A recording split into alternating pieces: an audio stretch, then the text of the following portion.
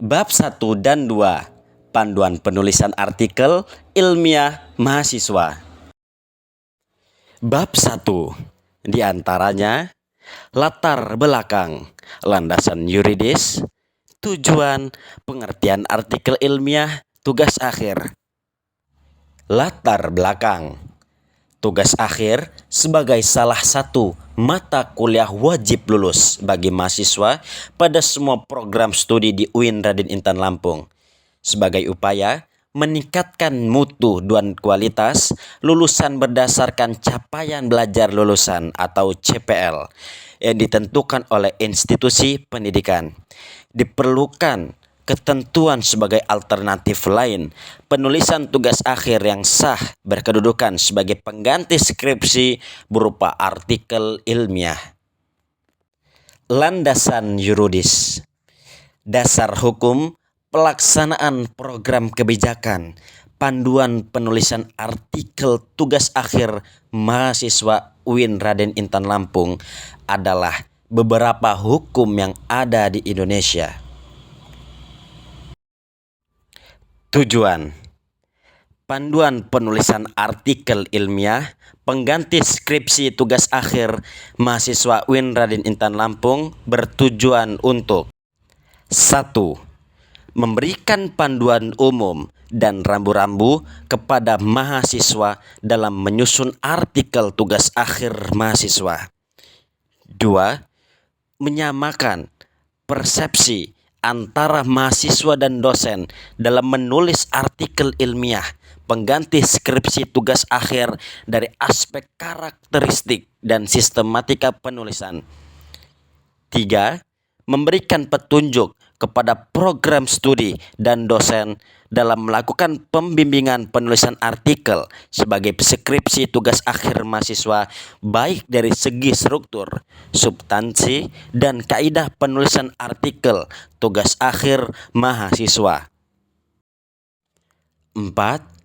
Memberikan panduan penilaian penulisan artikel ilmiah pengganti skripsi sebagai tugas akhir mahasiswa UIN Raden Intan Lampung.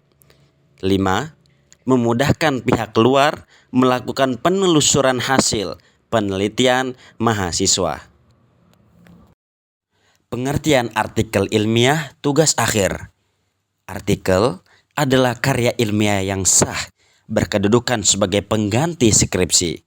Disusun berdasarkan penelitian kajian bidang keilmuan masing-masing program studi di lingkungan UIN Raden Intan Lampung yang dilakukan oleh mahasiswa dengan dibimbing oleh satu orang dosen dengan keilmuan relevan dalam rangka menyelesaikan studi program sarjana pada jenjang setara 1 atau S1. Bab 2. Pengertian proposal artikel ilmiah dan format penulisan artikel ilmiah. Pengertian proposal artikel ilmiah. Proposal tugas akhir dalam bentuk penulisan artikel ilmiah adalah tulisan yang berisi rancangan atau rencana penelitian atau rencana pengembangan yang sesuai dengan kaidah metodologi ilmiah untuk memperoleh gelar akademik kesarjanaan. Tema tugas akhir mahasiswa UIN Raden Intan Lampung dalam bentuk artikel ilmiah sesuai dengan core keilmuan atau bidang ilmu, jurusan atau prodi masing-masing. Format penulisan proposal artikel ilmiah. Bagian awal. Bagian awal proposal penulisan artikel mencakup sampul depan atau cover, lembar pengesahan, daftar isi, daftar tabel atau jika ada, daftar gambar atau jika ada, dan daftar lampiran. Bagian isi. Bagian isi mencakup penegasan judul, latar belakang masalah, identifikasi dan batasan masalah, rumusan masalah, tujuan penelitian, manfaat penelitian, kajian penelitian terdahulu yang relevan, metode penelitian, kerangka pemikiran. Adapun penjelasannya diuraikan berikutnya. Sistematika penulisan isi proposal artikel ilmiah. Sistematika penulisan proposal artikel disesuaikan dengan jenis penelitian yang digunakan. Bagian akhir proposal memuat outline sementara, daftar rujukan, dan lampiran. Sistematika penulisan isi proposal penulisan artikel. A. Penegasan judul. B. Latar belakang masalah. C. Identifikasi dari batasan masalah. D. Rumusan masalah. E. Tujuan penelitian. F. Manfaat penelitian. G. Kajian penelitian terdahulu yang relevan. H. Metode penelitian. I. Kerangka teoretik, outline sementara, daftar, dan rujukan lampiran. Penegasan judul berisi tentang penjelasan kata kunci terkait terminologi yang terdapat dalam judul artikel, serta menjelaskan apa maksud dari judul artikel. Hal ini dimaksudkan agar tidak terjadi kesalahpahaman dalam memahami judul artikel yang penulis maksud. Latar belakang masalah. Latar belakang masalah adalah uraian tentang masalah yang melatar belakangi dilakukannya sebuah penelitian. Latar belakang masalah mengungkapkan segala persoalan yang berkaitan dengan masalah penelitian, baik teoretis maupun gejala empiris, dan menjelaskan mengapa masalah itu perlu diteliti. Selain itu, latar belakang masalah juga menjelaskan tentang alasan rasional bahwa masalah penelitian yang dikaji perlu diteliti atau dicari jawabannya melalui kegiatan penelitian. Identifikasi dan batas masalah. Identifikasi masalah merupakan poin-poin tentang kemungkinan-kemungkinan cakupan yang dapat muncul dalam penelitian dengan melakukan identifikasi dan inventarisasi. Berbagai kemungkinan yang dapat diduga sebagai masalah yang didasarkan pada latar belakang masalah.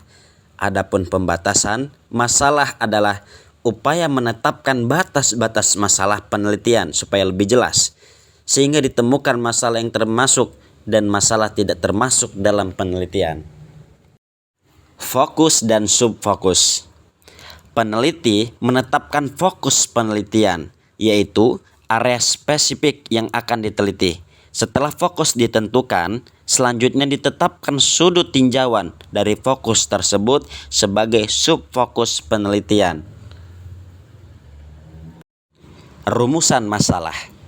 Rumusan masalah adalah rumusan pertanyaan-pertanyaan yang disampaikan secara eksplisit tentang masalah penelitian yang hendak dicari jawabannya melalui penelitian yang akan dilaksanakan.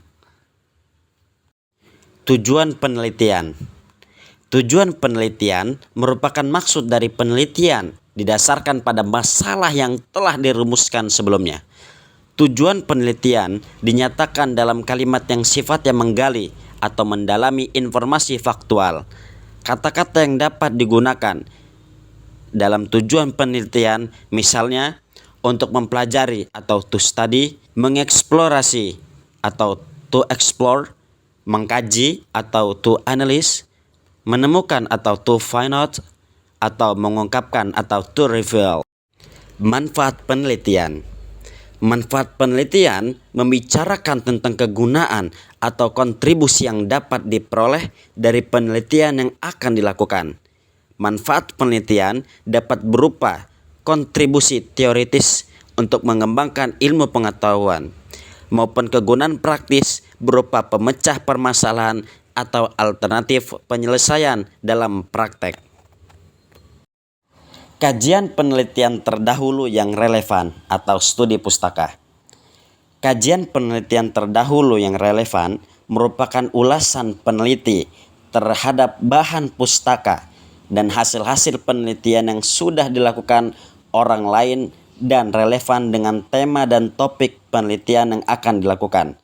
Kajian penelitian terdahulu yang relevan dilakukan dengan mencari, membaca, dan menelaah bahan pustaka dan hasil-hasil penelitian sebelumnya yang memuat teori dan hasil penelitian yang relevan dengan penelitian yang akan dilakukan. Teori dan hasil penelitian dapat berasal dari jurnal nasional maupun jurnal internasional. Metode penelitian. Metode penelitian adalah tata cara peneliti untuk mengumpulkan informasi terhadap data yang akan didapatkan. Macam-macam metode penelitian, yaitu metode penelitian kuantitatif, kualitatif, dan gabungan keduanya. Sebuah alur logika berjalannya sebuah penelitian juga dapat dibuat ke dalam bentuk diagram. Kerangka teoretis. Kerangka teoretis adalah rujukan teori yang relevan yang digunakan untuk menjelaskan tentang variabel yang akan diteliti sebagai dasar untuk memberi jawaban sementara terhadap perumusan masalah yang diajukan atau hipotesis jika ada, dan penyusunan instrumen penelitian. Terima kasih banyak kami ucapkan. Sekian dari kelompok 1.